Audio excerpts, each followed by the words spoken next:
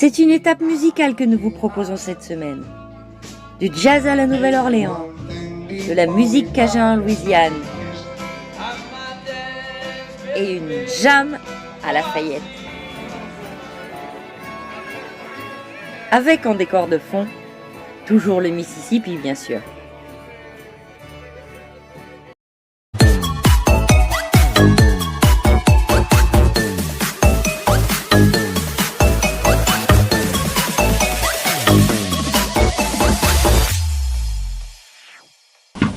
Bonjour.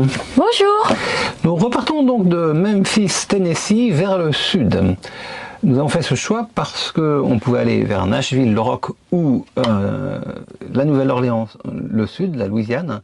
Et on a préféré ce deuxième choix parce qu'il nous semblait un petit peu plus riche et il nous permettait d'entamer une sorte de grande courbe qui allait nous ramener ensuite vers l'ouest américain.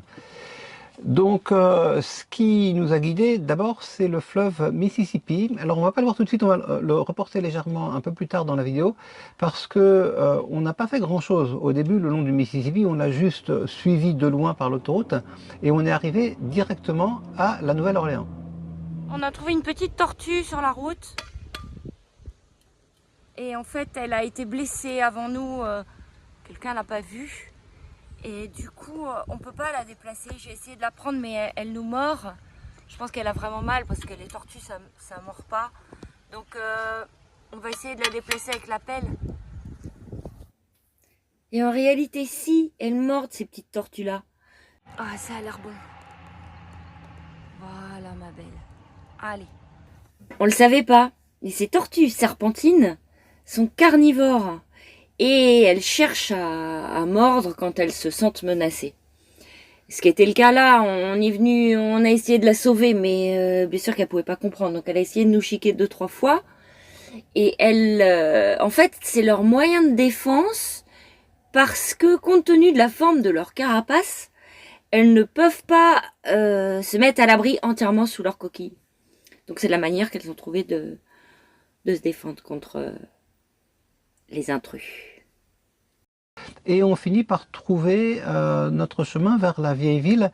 On est arrivé dans le French Quarter, qui s'appelle aussi le Vieux Carré, quartier français. Et là, on a été assez surpris parce qu'on peut rentrer facilement, on peut circuler facilement, avec Oscar en particulier, dans ce quartier. On attendait quelque chose de peut-être plus difficile ou interdit aux véhicules, ou on ne sait pas quoi, mais en fait non, on circule très bien et on s'approche très près de la fameuse Bourbon Street. Avec Oscar, on peut se garer à quelques pâtés de maison de là et se diriger à pied vers les quartiers les plus animés. Et de surcroît, la balade entre les deux, l'endroit où on peut se garer avec Oscar et la Bourbon Street, elle est vraiment agréable. Elle est parsemée de très jolies maisons et elle nous paraît tout à fait sûre. Donc quand il y a eu un contraste entre les autoroutes urbaines et le côté un peu hostile de la ville, la périphérie urbaine de la Nouvelle-Orléans, qui est une très grande ville, et puis ce quartier qui, bien qu'il soit très animé, nous a semblé aussi très accueillant. Hein, c'était frappant ce contraste. Et donc, on s'est pas précipité, mais c'est par là qu'on a commencé. On a commencé par visiter Bourbon Street. Oui, on est encore de sortie. Manu est infatigable en ce moment. On reconnaît plus.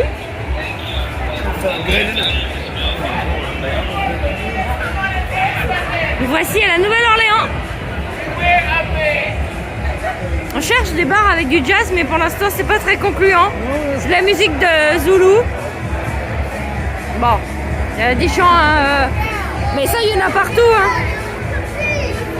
Il lui dit que non, il n'a pas le droit de passer, regarde. On imaginait trouver surtout des boîtes de jazz. On peut pas dire que ce soit pas animé, hein. Il y a vraiment beaucoup de monde maintenant. On ne trouve pas forcément ce qu'on est venu chercher pour le moment. Et on les a trouvées, mais alors, pas sans mal, parce qu'elles sont noyées dans une sorte de capharnaüm et de méli-mélo de tout un tas d'autres bars, restaurants, boîtes de striptease en tout genre. Ouais.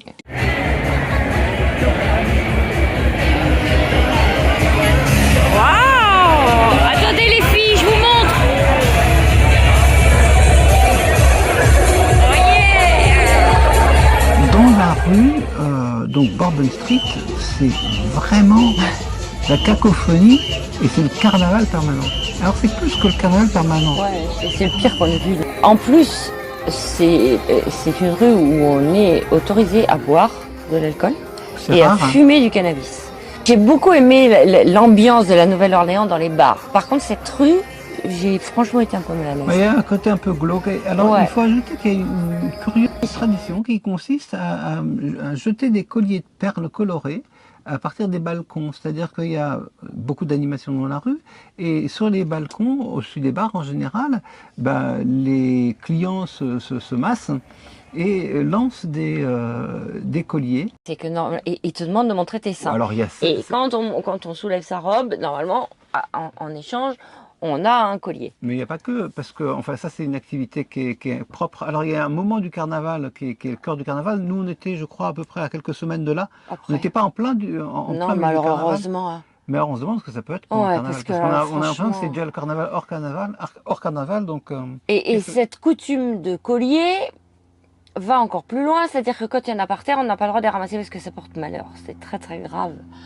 Donc les rues sont jonchées de ces colliers de plastique qui arrivent directement de Chine. C'est une ambiance, c'est pas trop négatif quand même, parce qu'il y a aussi beaucoup de joie en même temps.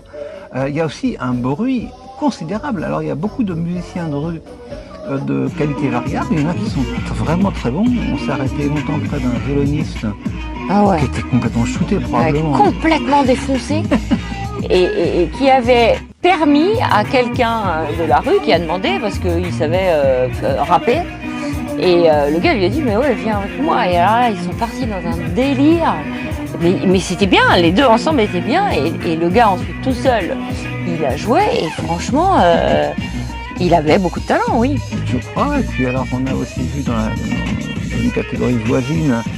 Ouais. Toute la troupe, ils étaient très nombreux, c'est une sorte de fanfare à base de tambour. Mais c'était bien, et c'était vachement bien.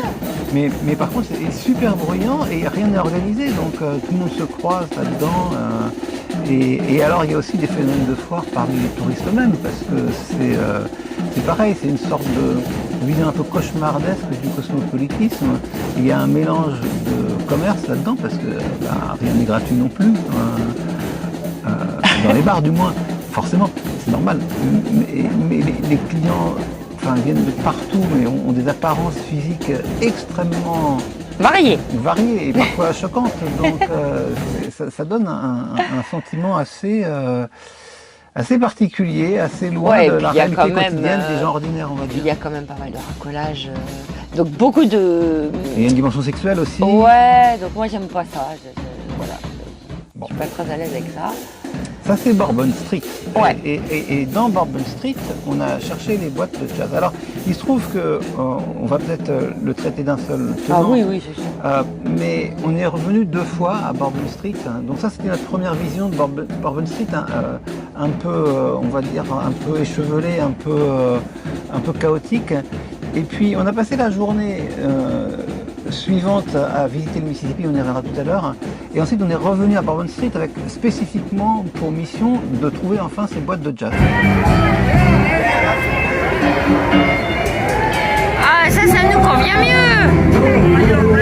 On peut pas manger?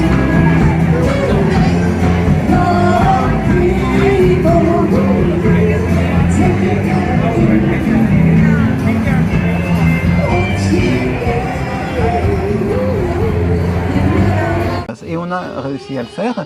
Et on a donc passé un petit peu de temps dans 2 des maisons les plus connues en fait de Bourbon Street. L'une qui s'appelle la Maison Bourbon tout simplement. Et l'autre qui s'appelle Fritzel pour être précis. Et c'est là qu'on a d'ailleurs passé le plus de temps. Et là on s'est vraiment bien retrouvé plongé dans l'ambiance de jazz. C'est une musique que nous on connaît pas beaucoup et qu'on n'apprécie pas vraiment spécialement non plus. Mais on a retrouvé tous les, je pense que les canons du jazz, c'est-à-dire des morceaux qui sont parfois très longs, qui sont pour beaucoup des standards et qui vont donner lieu à une alternance entre d'abord un engagement de la mélodie, puis un tour de rôle entre les différents musiciens qui se cèdent le solo pendant parfois un temps assez long. Non mais pour le coup, moi c'est vrai que j'aime pas trop écouter du jazz à la maison.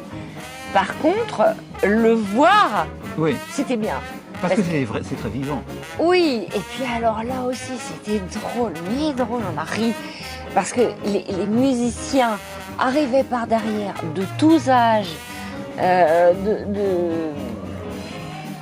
vraiment de tout acabit, quoi. Et ça, c'était marrant.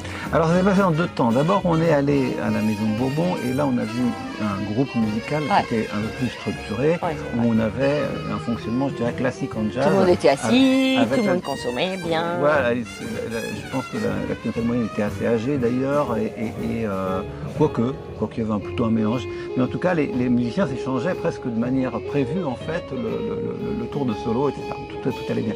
Et ensuite, on est allé chez Fritzl, donc, dans une ambiance qui était un peu différente, où c'était plus une musique de bœuf, en fait, puisque ça s'appelait, alors le musicien, le pianiste, j'ai oublié son nom, mais c'était l'organisateur principal, en fait, c'est vraiment le musicien de référence qui est dans ce bar, lui, il joue tous les soirs, pendant 4 heures, vraiment formidable, sauf une journée par semaine. Qui a une particularité extraordinaire au plan vocal, c'est qu'il a une voix, on croirait Louis Armstrong, donc, et pourtant, il n'a pas le physique du tout.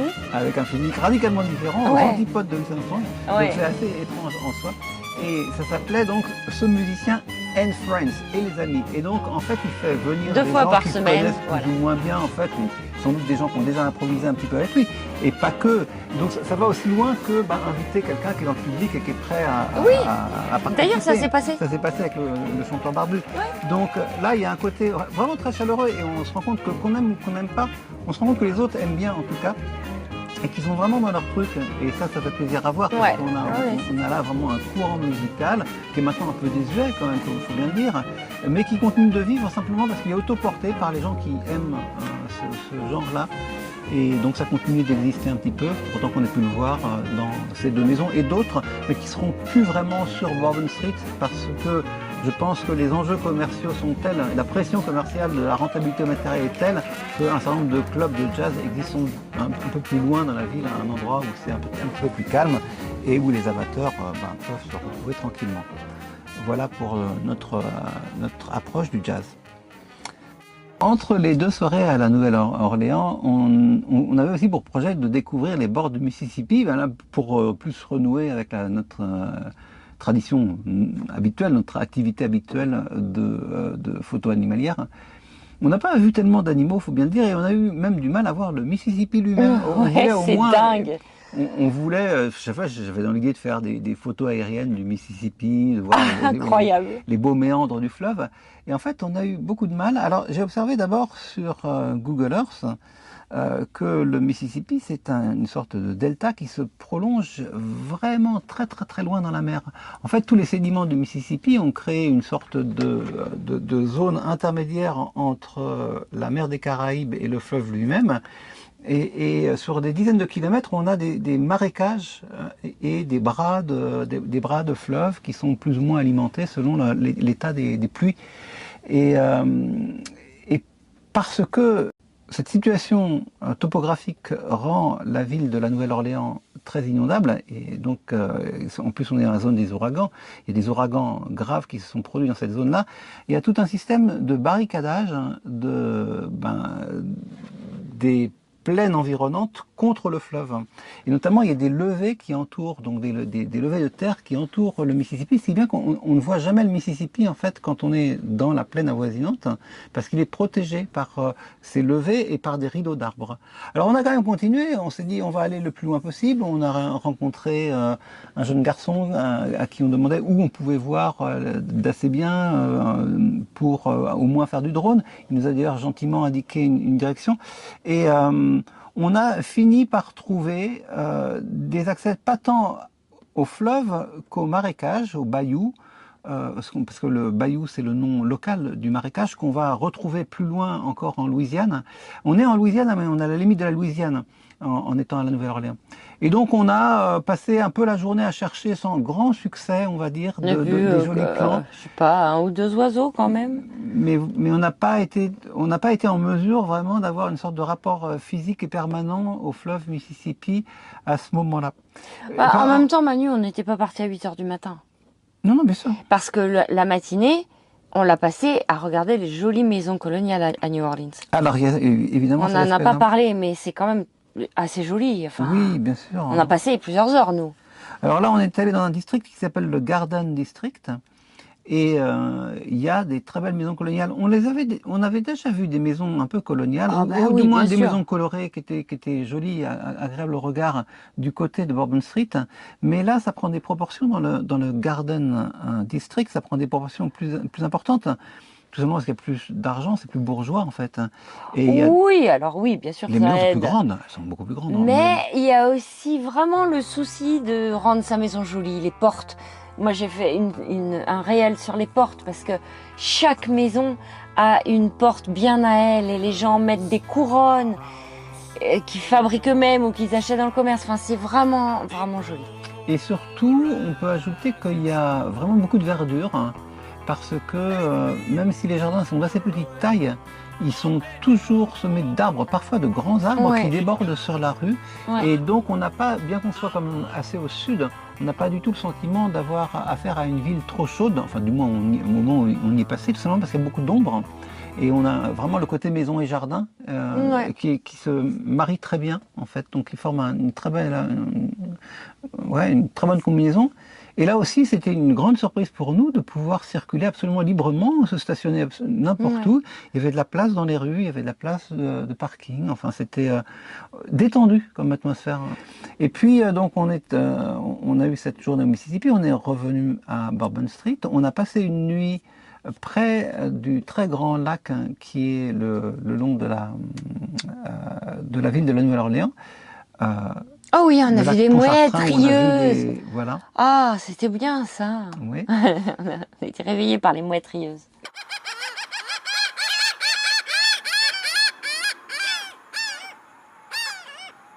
Ensuite, il était temps de partir pour nous, et là, on est parti vers la Louisiane. Alors, vous allez me dire, oui, mais on est déjà en Louisiane à la Nouvelle-Orléans. Certes, on est techniquement dans la capitale de la Louisiane, mais c'est une capitale qui se trouve sur la partie périphérique de l'État. La partie francophone de la Louisiane commence à s'éloigner légèrement vers l'ouest, mais entre cette partie-là et la Nouvelle-Orléans, il y a le Mississippi qui passe, et donc il y a quelques anciennes plantations De canne à sucre. Et de coton. qui ont décidé de devenir des sortes de musées vivants de l'histoire de l'époque de l'esclavage aux États-Unis. Et là, on se retrouve dans une ambiance qui fait très autant n'importe le vent, hein, parce que c'est pratiquement l'idée. Il y avait autant de plantations dans cette zone-là, et même plus en proportion, le long du Mississippi qu'il y en avait là où en Virginie, en Caroline, en Géorgie, là où se passe l'action de Autant n'emporte le vent. Le Mississippi était une voie de transport très importante, une voie d'irrigation, et il y avait les plantations qui s'échelonnaient tout au long du fleuve, et on a pu voir le plan. En fait, c'est tout à fait étonnant. En fait, chaque famille avait une propriété tout en longueur, dont une pointe seulement arrivait au Mississippi. Et tout était cadastré, et il y avait bien sûr une activité économique. Et là, on a découvert justement le sens économique que pouvait avoir l'esclavage, parce que c'est comme ça que ça a commencé. Il n'y a pas de méchanceté à proprement dit dont les Blancs traitaient les Noirs. Mais il y avait une réalité économique qui est qu'il fallait qu'ils fassent tourner leur plantation. Pour eux, ils avaient besoin de force de travail, donc ils achetaient véritablement au meilleur prix une force de travail. Et on a vu les conséquences pour les esclaves, c'est qu'ils étaient logés donc dans des baraquements, tout ça a été reconstitué. Et la société des esclaves était elle-même très structurée. C'était quand même des baraquements sommaires, Manu. Ah bah c'était des baraquements qui étaient sommaires. Mais la société des esclaves était, c'est aussi quelque chose qu'on a un peu découvert, était très structurée entre les esclaves qui avaient accès directement, qui avaient un contact personnel hein, avec Eux, ils les étaient gens mieux de la maison. logés d'ailleurs. Ben, ils étaient bien mieux logés, ils étaient bien mieux vêtus, ils étaient mieux considérés. Ils avaient des privilèges que les autres n'avaient pas. Donc l'esclave de base, c'était vraiment le travailleur non qualifié qui était dans les champs et qui consacrait une charge de travail considérable, notamment au moment de la récolte. Il travaillait sans cesse en fait. Il y avait un pur rapport entre la valeur économique et la force de travail.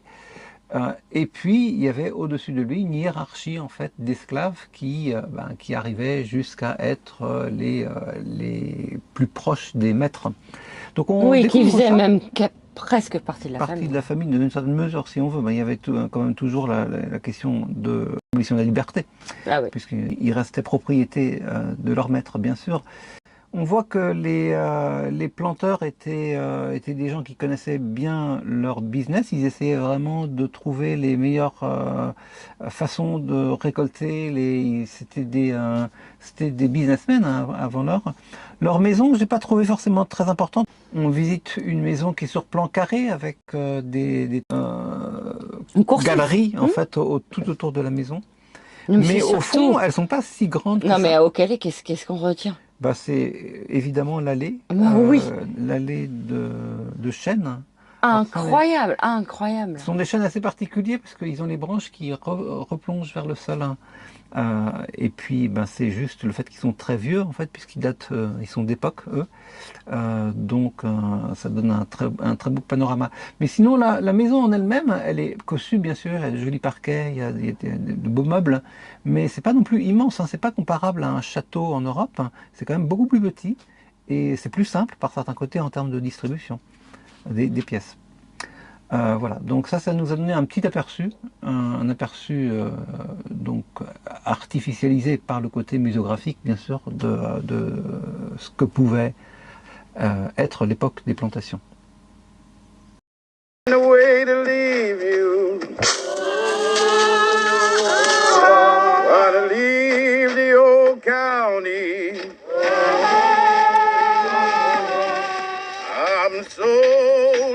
Georgie, wanna leave my mama and my papa, my brother and my sister, the master and the missus. On cherchait aussi la Louisiane dans ce qu'elle pouvait avoir de côté ancienne France, et on l'a trouvé plus à l'ouest. C'est le pays cajun quand vous voulez aller On a voir. dû se décaler pour trouver ça. D'ailleurs, en fait, tout simplement, quand j'ai commencé à vouloir aller en plein pays cajun, donc les Cajuns ou les Acadiens, en fait, les descendants des Acadiens, se trouvent plus à l'ouest par rapport à la Nouvelle-Orléans. Et j'ai simplement cherché à comprendre où on parlait le plus français en proportion. Parce que le français se parle encore un peu en Louisiane, mais c'est une langue, c'est comme en Bretagne, le breton, c'est une langue qui est parlée un peu par les anciens. Il y a des tentatives de restaurer l'apprentissage du français, et pas du français parisien, comme ils le disent, mais du français cajun là-bas. Ça prend un petit peu dans certaines familles, mais il y a ce mélange en fait entre les anciens qui parlent encore pour certains, et puis une volonté un peu difficile de restaurer via aussi, via les tentatives muséographiques, via l'histoire. Via la musique aussi. Et via la musique. Oui, parce que ça a marché, tu vas en parler après dans le bar, il y avait beaucoup de jeunes parce que c'était de la musique et ça a joué et ça a chanté en français. C'est une chanson folklorique Voilà. qui n'est pas considérée comme quelque chose de trop poussiéreux ou désuet, mais qui attire effectivement quelques jeunes. Mais quelques jeunes. Quelques jeunes. Et donc ça, on l'a trouvé, donc on s'est dirigé en gros dans la région de Lafayette, et avant on s'est arrêté à une petite ville qui s'appelle Thibodaux. C'est là où on parle le plus en proportion, ou presque là, à quelques dizaines de kilomètres, qu'on parle le plus français en proportion, du moins dans ce que j'avais lu sur Google. Et donc on savait pas trop on savait que c'était la zone, on était dans la zone, mais on savait pas trop comment trouver dans la zone. C'est pas facile, on n'allait pas engager la conversation comme ça au hasard avec des vieux dans la rue. Ça reste une petite ville quand même, donc c'était pas non plus une ambiance de village où on aurait pu, je sais pas, aller dans un café comme ça. Donc, c'est sur le parking d'un supermarché qu'on a échangé comme ça avec quelqu'un qui regardait notre van, et on lui a dit, vous savez pas où les gens parlent français ici? Et puis il nous a indiqué un centre culturel qui était tout près de là par chance. Il nous dit, si, demain il y a une réunion dans un centre culturel où les gens justement qui veulent parler français se réunissent. Donc nous, on commence à regarder sur internet, on se rend compte que c'est pas demain, mais que c'est là tout de suite, maintenant. Punaise, on a foncé. Et la fille nous dit, ah bah non, c'est terminé, mais vous pouvez aller, il reste encore quelques personnes. Et en fait non, c'était pas du tout terminé. Et ça, c'était vraiment un bon moment. Oui, alors, parce que c'était complètement en dehors des sentiers battus, il n'y avait pas un touriste, il n'y avait que nous dehors, au Louisiane. Et ils se réunissent d'abord pour parler français entre eux, comme ils peuvent en fait. Donc ça c'est le cercle de l'amitié francophone. Et ensuite ils ont une petite occasion plus festive. Et là ils jouaient la musique en français, donc qu'on a pu filmer. Et après on a réengagé la conversation pendant quelques minutes avec des personnes de l'assistance. Et les dames en danse, c'est... Voilà, alors...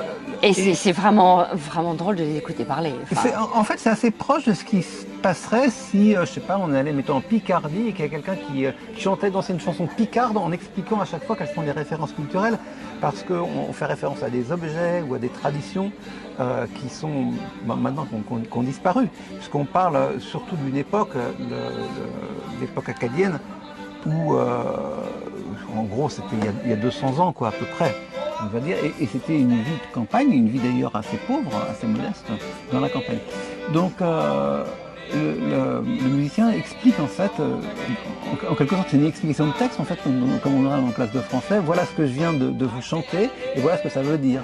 L'histoire d'un homme qui a été boire tout le soir, et quand il est venu à la maison, sa femme a garoché le diable.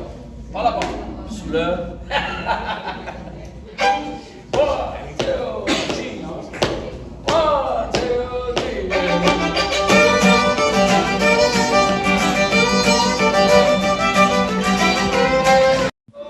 Il le dit dans un mélange d'américain et parfois de français, de français acadien. C'est un peu dommage parce qu'on est arrivé en cours de cette réunion. Du coup, on n'a pas pu se présenter, mais bien sûr que les chanteurs nous regardaient, bien sûr que le public nous regardait. On était là, on est arrivé comme un cheveu sur la soupe. Et pourtant, même s'ils ne savaient pas qui on était, on voyait qu'ils étaient contents parce que d'abord, on comprenait ce qu'ils disaient.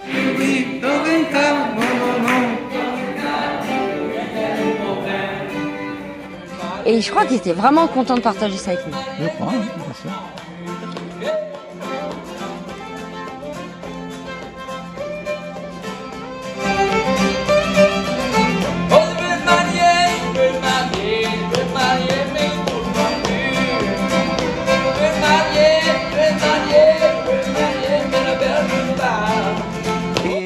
Bon, ben après, il a fallu qu'on trouve un endroit pour essayer de prolonger un petit peu cette première approche de la Louisiane, et on est allé un peu plus loin à Lafayette.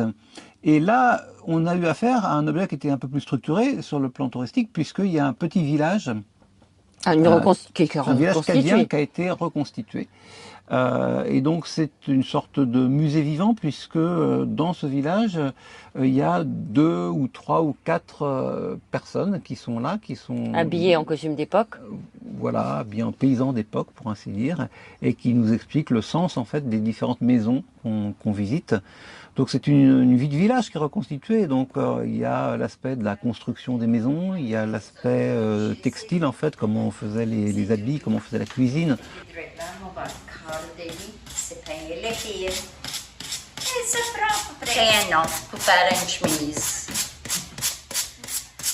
C'est long. C'est pas difficile après m'apprendre. Avec ça, ça va donner probablement 2 yards de fil. Ça fait moi juste mets les 2 boutons ensemble et ça passe entre mes doigts droits là. Ça fait le fil. Tu lis un petit peu, ça c'est le fil. Enfin, la vie quotidienne d'un village. Il y a une petite église aussi, ouais, qui est reconstituée. Enfin bon, c'est un petit village. Mais on a demandé au monsieur qui était à l'accueil de la petite boutique de souvenirs comment on pourrait faire pour écouter des gens qui parlent français. Et là, il nous a dit « Mais si, mais ce soir !» De nouveau. Donc on a rebondi à nouveau, et cette fois-ci dans Lafayette, ou en périphérie de Lafayette, qui est une assez grande ville. Ce soir, il y a une jam. On est allé dans ils appellent ça un saloon, je crois, le Blue Moon, un bar and saloon, où il y a de la musique qui est jouée. Alors d'ailleurs... Là, c'est le même principe que ce qu'on a vu à New Orleans, c'est-à-dire que c'était pas un groupe, c'était que des gens qui se connaissaient du village ou pas. Les gens arrivent avec leur violon dans le bar et ils essaient de se faire copain avec quelqu'un et puis 1 heure après, il est dans le groupe en train de jouer de son instrument. Voilà, Ça, c'était vraiment 2 ou 3 sympa musiciens aussi, hein. principaux. Là, en l'occurrence, il y avait 2 groupes séparés. Il y avait beaucoup de séparés. monde et ça devenait... C'est tout petit comme endroit. Et surtout, ils font pas ça pour l'argent. Alors ça, c'est sûr, Ah, parce non. que, en fait, déjà, les musiciens ne demandent rien. Et la nourriture, non pas, c'est pas qu'elle est vendue pas cher, c'est qu'elle est carrément offerte. C'est-à-dire Bon, en qu'il y a même une temps, sorte- c'est un bol de riz. Oui, c'est un bol de riz avec une sauce. Ouais, mais c'est quand même, il pourrait Non, vraiment mais manger. bien sûr, mais ça leur Et, coûte pas très non, cher, mais ils c'est super vendent juste gentil, des verres au super bar, sympa. et donc on sent bien que c'est fait pour la convivialité Ouais. et pour la vie culturelle en fait, ils n'ont pas pour la palme du gain. Et comme c'est tout petit et qu'il y avait énormément de monde, et ben il y a certains musiciens qui se sont dit on va aller un peu plus loin. C'est vrai qu'il y avait un autre endroit qui était vachement plus grand en fait.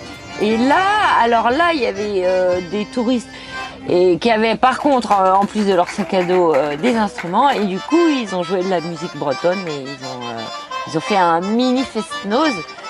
Mais du coup, les gens de là-bas étaient intrigués, donc ils venaient voir. Et c'était vraiment un échange là de musique. Ouais, bah, d'ailleurs, c'est compatible. Hein. Ce sont des Ah, genres bah qui oui. sont tout à fait compatibles. Ouais. Voilà, donc on était content parce que on n'avait vraiment pas préparé l'étape de la Louisiane. Ça s'est fait par une succession d'improvisations et de messages passés comme ça de bouche à oreille Bon alors, sur ce, la semaine prochaine, on vous emmène où donc? vers le Texas. Au Texas! Au Texas, ça change là, c'est le cow-boy. Vous remarquerez peut-être que l'état de la Louisiane, quand on le regarde sur une carte, il fait comme un L. C'est assez étonnant, comme ça, dans le sens de la caméra. Et là, on était reparti vers l'ouest pour nous. Et la raison pour laquelle on a commencé par la Nouvelle-Orléans avant de se diriger vers le cœur francophone de la Louisiane, c'est tout simplement que ça nous remettait dans le bon sens, en fait. C'est-à-dire vers l'ouest pour nous, parce qu'on voulait revenir de là où on était parti initialement, c'est-à-dire à peu près la zone du Grand Canyon. Et on va le faire en faisant une grande boucle, en continuant cette grande boucle. Mais pour revenir au plus vite, on va traverser maintenant l'État du Texas. On avait visité l'État du Texas sur quelques dizaines de kilomètres. Oh oui. On En l'avait allant voir traversé l'éclipse. à toute allure en allant voir l'éclipse. On va passer un peu plus de temps dans cet État qui est très grand et très riche à partir de la semaine prochaine. À bientôt. À bientôt!